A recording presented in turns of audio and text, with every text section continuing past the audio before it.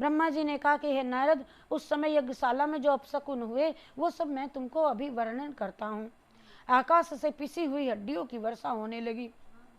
ऐसा आश्चर्यजनक बातें दिखाई देने लगी जिनके कारण कर्म तथा धर्म का विचार शेष न रहा।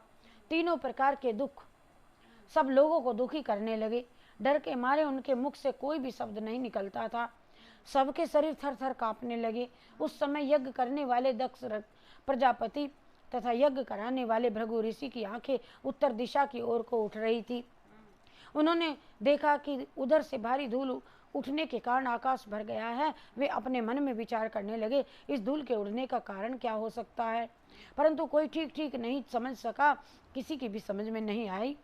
सभा में उपस्थित सभी लोग आश्चर्य में भर करके एक दूसरे से इस प्रकार बातें, क्या हुआ क्या हुआ क्या हुआ, इस प्रकार बातें करने लगे। हे पुत्र, उस समय दक्ष की पत्नी विरिणी ने सब लोगों को संबोधित करके कहा, सभासदों सुन लो, तुमने जो मूर्खता बनाई है, मूर्ख बन करके सती का अनादर किया है और उन्हें भस्म होने से तुमको ने किसी ने भी नहीं रोका है। दक्ष प्रजापति ने शिव जी का जो ये घोर अपराध किया है और सती की बहनों के सामने ही सती का तुमने तिरस्कार किया है और ये सब उपद्रव उसी के प्रतिकूल हो फल मिलेगा। शिव जी का शत्रु कभी भी आनंद से नहीं रह सकता, अर्थात वह कभी सुख नहीं पा सकता।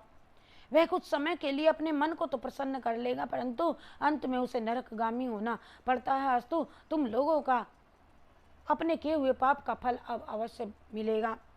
विरिणी ने इन शब्दों को सुनकर के सभी देवता तथा मुनियों को अत्यंत भय लगा और दक्ष भी भयभीत होकर के विष्णु जी के पास पहुंच करके इस प्रकार कहने लगा, है विष्णु, आप यज्ञ रूप यज्ञ रक्षक हैं तथा यज्ञ के कर्म स्वरूप आप हैं, इसका कोई न कोई सुझाव करें। इसका कार्य भक्तों की रक्षा करना है। अस्तु, आप मुझे इस भय से छुड़ाइए और अपनी कृपा द्वारा यज्ञ को नष्ट होने से आज बचाइए। आप ही तो सच्चे स्वामी हैं विष्णु जी। यह सुनकर विष्णु जी हंसते हुए बोले। विष्णु जी ने कहा, हे दक्ष, जहाँ तक संभव होगा हम आपकी सहायता ही करेंगे, अर्थात हम आपकी जितना बन पड़ेगा रक्षा करेंगे, परंतु तुमने शिव जी की से शत्रुता स्थापित करके स्वयं ही संकट का आवाहन कर लिया है। तुमने प्रलयंकर्ता और जगत स्वामी शिव जी के साथ बैर करके अब अच्छा नहीं किया।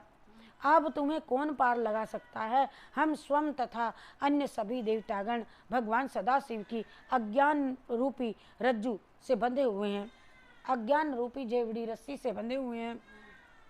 संसार में उनके समान बलवान ना तो कोई है और कोई सहस्त्र उपाय क्यों ना कर ले, परंतु शिव जी की कृपा के बिना किसी को कर्म का फल नहीं मिलता। जिस स्थान पर पूजा करने योग्य शिव जी की पूजा नहीं की जाती, वहाँ कोई भी कार्य कभी भी सिद्ध नहीं हो सकता।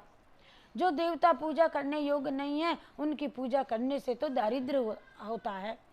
मृत्यु तथा भय से तीनों उपद्रव उत्पन्न होते हैं। नारद, विष्णु के मुख से इन शब्दों को सुनकर के दक्ष अत्यंत चिंतित हो महादुखी हो गया।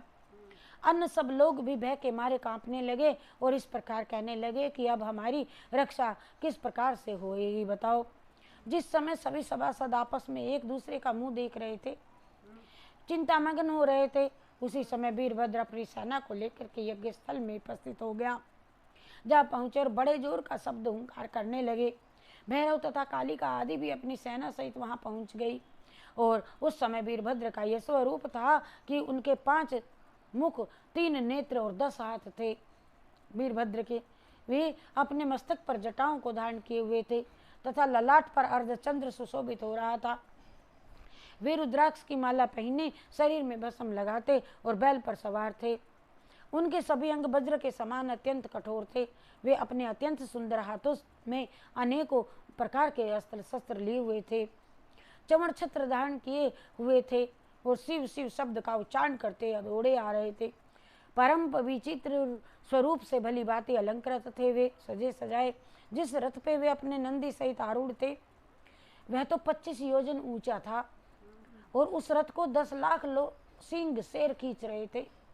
शार्दुल तथा हाथी चारों ओर से उस रथ की रक्षा के निमित्त चैतन्य खड़े थे। उनकी सेना ने आते ही चारों ओर से धावा करना आरंभ कर दिया। अनेक प्रकार के युद्ध के बाजे, भेरी, शंख, पटाहा, गोमुख, श्रृंग, पंग, मृदंग आदि सारे बजने लगे। उस समय इंद्र, वायु, यमराज, कुबेर, वरुण, अग्नि तथा दिक्पाल अपने अपने वाहनों पर सवार हो करके दक्ष के सम्मुख जा खड़े हुए पहुंचे। दक्ष ने उन सबसे कहा, हे दिक्पालो, मैंने इस यज्ञ को केवल तुम्हारे ही बल पर किया था, अब तुम क्यों मेरी सहायता नहीं करते हो, अर्थात तुम सब मेरी और सहायता करो। इस प्रकार सब देवताओं के कहने से उपरांत दक्ष प्रजापति ने विष्णु जी के चरणों पर अपने मस्तक को रखते हुए कहा, हे प्रभु, आप संसार के रक्षक हैं और आप ही सभी शुभ कर्मों के साक्षी हैं। आपकी कृपा से संसार का पालन होता है, अतः आपको मेरे यज्ञ की रक्षा करनी चाहिए। यह सुनकर के विष्णु जी ने उत्तर दिया, हे दक्ष, जहाँ तक मेरा अधिकार है और जहाँ तक मेरी हम में शक्ति है, वहाँ तक हम तुम्हारे यज्ञ की रक्षा अवश्य करेंगे, परंतु तुम्हारे कर्मों का स्मरण कर हमारी बुद्धि को आश्चर्य होता है। ब्रह्म स्वरूप शिवजी ने क्रोध से तुम्हारी कौन रक्षा कर सकता है।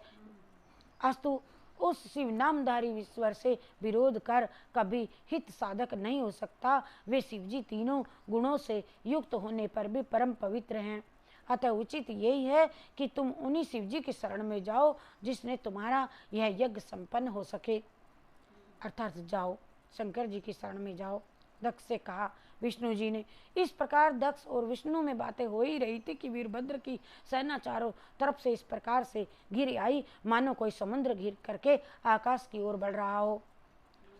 उस सेना ने, सेनापतियों ने दक्ष तथा विष्णु जी ने ब्रह्म ज्ञान विज्ञान की बातें करते हुए सुना तो वे हंस पड़े।